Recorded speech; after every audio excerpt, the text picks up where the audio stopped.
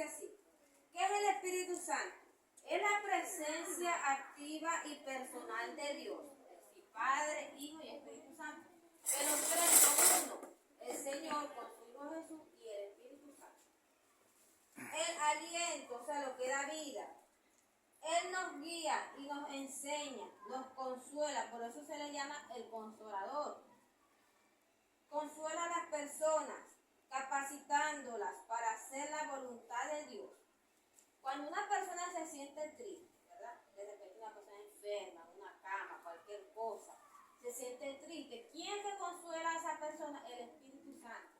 Si lo conocemos, si hemos escuchado algo sobre la palabra del Espíritu Santo, Dios mío, consuélame, Señor. Y ahí viene el consolador y nos consuela. Y por eso es que después cuando se siente triste o desanimado, cualquier cosa, circunstancia, y uno se pone a orar y después uno se siente como relajado, ¿verdad? ¿No le ha pasado? Eso es porque ya el Espíritu Santo ha hecho la obra y nos ha libertado, nos ha consolado, y por eso es que después uno se siente como si ya no tiene nada.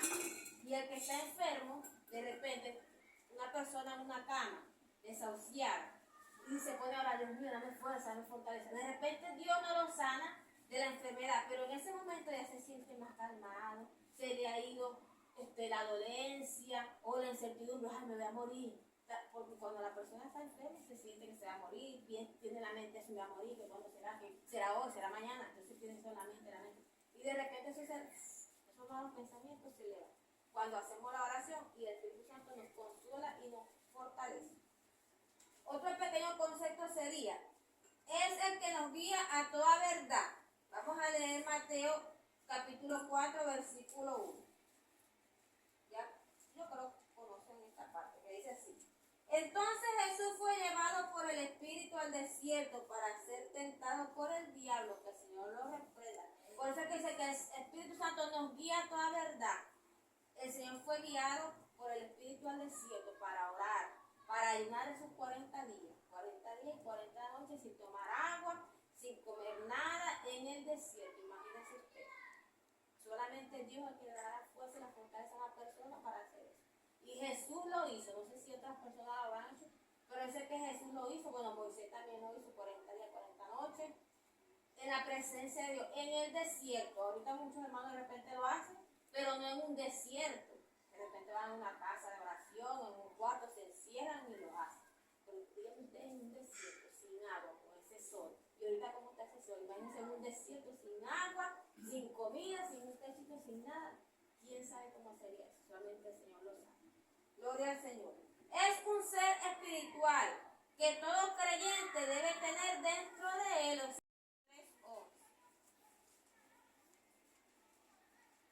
Dice así. Yo a la verdad les bautizo en agua para arrepentimiento, pero el que viene tras mí, cuyo calzado yo no soy digno de llevar, es más poderoso que yo. Él los bautizará en Espíritu Santo y fuego, es decir, que el hombre no tiene fuerza, esta potestad. El Señor, o sea, Jesús es el que bautiza con el Espíritu Santo y fuego. Juan, como lo leímos, el discípulo Juan, él era el que bautizaba para arrepentimiento de pecado. ¿Usted va a aceptar al Señor? Sí, bueno, diga esta palabra: Señor, perdóname todos mis pecados, escribe mi nombre en el libro de la vida, y va, y lo bautizaba. Eso era lo que hacía Juan. Y ya, era salvo. Pero no tenía el bautismo del Espíritu Santo, que eso es algo diferente. Muchas personas de repente no han sido bautizadas en agua, pero ya tienen el bautismo del Espíritu Santo, porque eso lo da el Señor. O muchos son bautizados en agua, pero no tienen el bautismo del Espíritu Santo. Que cuando la persona habla en lengua y todo eso, pero vamos a hablar más ahorita. Vamos a seguir aquí, dice así. ¿Será que debemos respetar al Espíritu Santo? ¿Qué ustedes creen? ¿Será que lo debemos respetar? La palabra dice que tenemos que tener temor a Dios, ¿verdad? ¿Debemos respetar al Espíritu Santo? Vamos a leer Mateo 12, 31 y 32, para ver qué nos dice el Señor aquí, si debemos respetar al Espíritu Santo. Dice así. Por tanto les digo, todo pecado y blasfemia será perdonado a los hombres, mas la blasfemia contra el Espíritu no les será perdonada. A cualquiera que dijera alguna palabra contra el Hijo del Hombre le será perdonado, pero al que hable contra el Espíritu Santo no le será será perdonado ni en este siglo ni en el venidero. Es decir, cualquier persona puede decir cualquier cosa de Jesús. No, Jesús era un falso, Jesús, como muchos dicen. No, que eso fue un mentiroso, que eso era mentira, que eso no era, estamos esperando ahora que venga el Señor. No. Bueno, Dios nos perdona, porque a muchos Dios nos ha perdonado, que han dicho blasfemia y han dicho tantas cosas del Señor.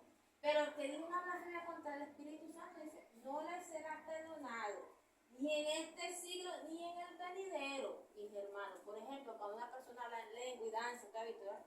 Que danza, hablan en lengua y se estremece, y uno puede decir, ay, está endemoniado, o tal cosa, o está loco, X. Si el Espíritu Santo está haciendo una obra en esa persona, uno no puede decir, porque dice que no le será perdonado, blasfemando contra el Espíritu Santo. O si un hermano está predicando la palabra del Señor y Dios le está guiando esa palabra, no puede decir, no, eso es mentira, eso es falso. Eso es un mentiroso, eso es un falso, eso es lo que está diciendo es mentira. Si es el Espíritu Santo que está hablando por medio de ese hermano o de esa hermana, esas otras personas están blasfemando contra el Espíritu Santo de Dios. Dice que no les será perdonado ni en este siglo, ni en el ni en ningún lado. Entonces que Dios nos guarde, tenemos que tener cuidado. Respeto al Espíritu Santo de Dios. Gloria al Señor. Otra parte, Dios, jefe de los sacerdotes que hacían esto. Pero respondiendo el espíritu malo dijo, a Jesús conozco y sé quién es Pablo. Pero ustedes, ¿quiénes son? Y el hombre en quien estaba el espíritu malo saltando sobre ellos y dominándolos pudo más que ellos, de tal manera que huyeron de aquella casa desnudos y heridos. Y esto fue notorio a todos los que habitaban en Éfeso, así judíos como griegos, y tuvieron temor todos ellos, y era magnificado el nombre del Señor Jesús. Y muchos de los que habían creído venían confesando y dando cuenta de sus hechos.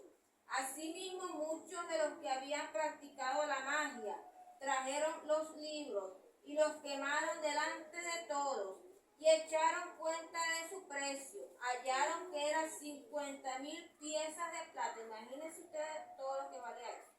Así crecía y prevalecía poderosamente la palabra del Señor.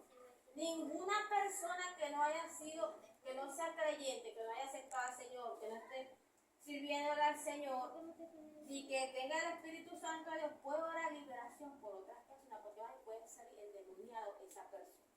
O sea, los demonios que tienen a otra persona se le pueden meter al que está haciendo la liberación según, ¿ves?